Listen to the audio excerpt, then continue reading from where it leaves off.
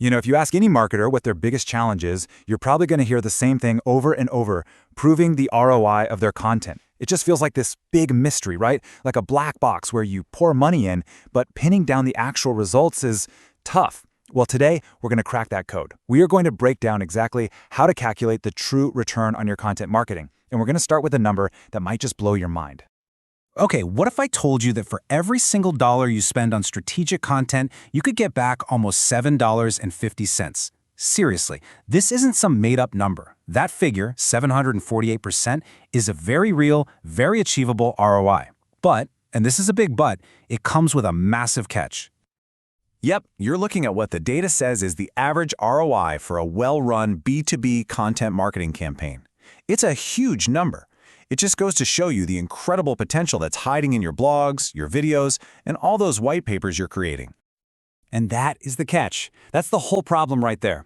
You can only get that kind of incredible return if you're measuring it the right way. The truth is, most marketers are tracking the wrong things. Vanity metrics that look good on a chart, but don't actually connect to the bottom line. The real proof? It's hidden behind a few really common mistakes that completely throw off the numbers. So our investigation starts with the formula itself. It looks so simple, but it's actually a minefield. There are two fundamental mistakes that marketers make all the time, and they're what's hiding the true value of their work. And honestly, they're probably preventing you from getting the budget you really deserve.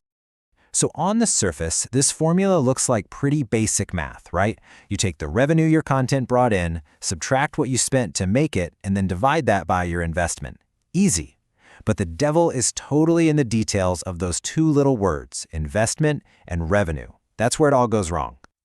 Okay, so the first mistake, the first place this whole thing falls apart, is dramatically underestimating what you're actually spending.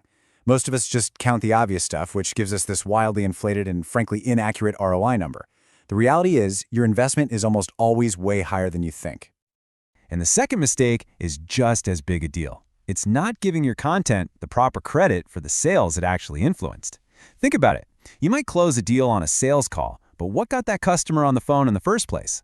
If you can't answer that question, you are missing a huge piece of the ROI puzzle. All right, let's start by digging into those hidden costs. To get a true ROI, you have to account for every single dollar and every single hour that goes into creating and promoting your content.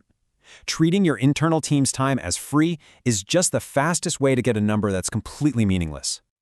And what's wild is how many of these costs just get written off as overhead. It's not just paying a writer. When you look at this list, you've got to account for employee time. That's the one almost everyone forgets.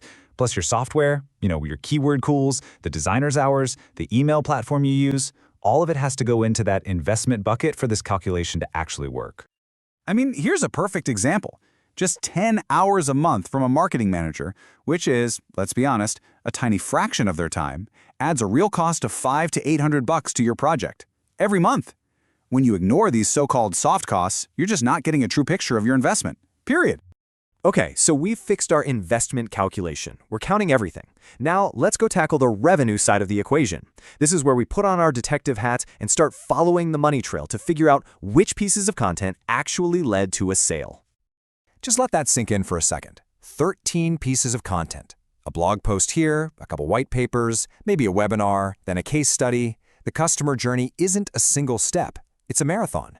So how on earth do you decide which one of those 13 touch points actually gets the credit for the sale? Thankfully, we have some forensic tools to help us figure this out. There are 5 main models for attributing revenue, and each one has its own pros and cons. Understanding these is absolutely the key to measuring the real impact of your content. So the 2 most common models are, ironically, also the most flawed. Last click gives 100% of the credit to the very last thing a customer did before buying. It totally ignores everything that came before it. And first click does the exact opposite. It only credits the very first thing someone saw. Both are telling you a really incomplete story. Now, linear attribution, it's a step in the right direction. It takes the credit and spreads it out evenly across all 13 of those touch points. It's definitely fairer, but it makes one gigantic and usually wrong assumption: that the first blog post a customer read was just as influential as the super detailed case study they downloaded right before calling your sales team, and we know that's almost never true. This is the gold standard.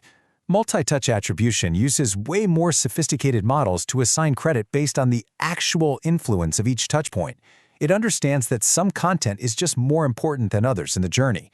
For any company with a long sales cycle, this is really the only way to see what's truly working.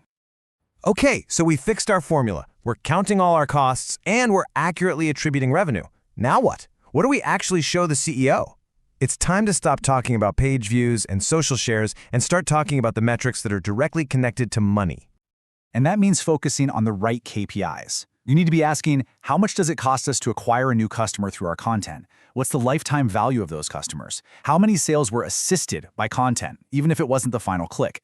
These are the kinds of numbers that justify budgets and prove your department's value. And here's the payoff. When you measure everything correctly, the results really do speak for themselves. This table shows some real-world examples. Just look at the ROI for that email campaign, over 1,200%. Or that video series, bringing in a 1,400% return. I mean, come on.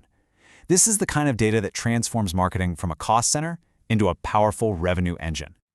So, where do your efforts stack up against the benchmarks? Well, an ROI under 200% might mean you're barely breaking even once you account for everything. A 500% return, that's considered really strong performance. And that 748%, that's the average you should be aiming for when everything is optimized and you're measuring it all correctly. Ultimately, it all boils down to this one simple question. You know your content is working, you see the engagement, you hear the positive feedback. But in business, just creating value isn't enough. You have to be able to stand in front of your leadership with the right data and prove it. And now, you know exactly how to do that.